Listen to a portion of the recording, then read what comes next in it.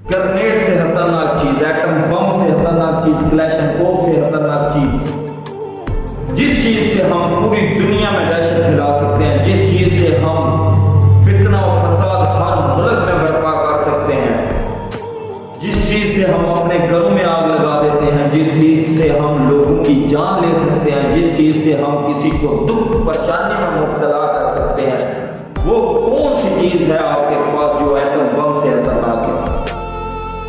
اتنا اثر atom bomb نہیں کرتا، اتنا اثر ایٹم کا نہیں ہوتا جتنا ہماری زبان کا ہے۔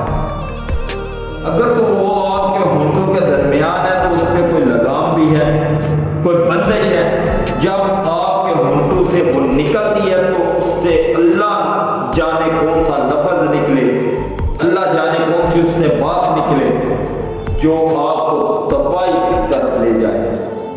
کسی ملک میں بھی تباہی کا باعث یہ زبان بنتی ہے۔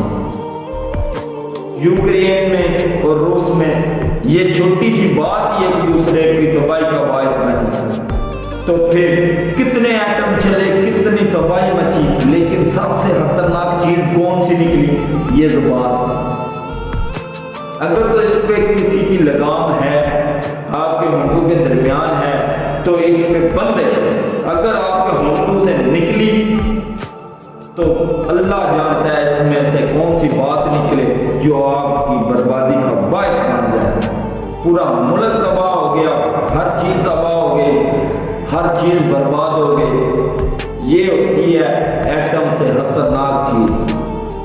برائے مہربانی اس کو اچھے طریقے سے یوز کیا کریں، اچھی بات پر یوز کیا کریں، اچھے کام کے لیے استعمال کیا کریں۔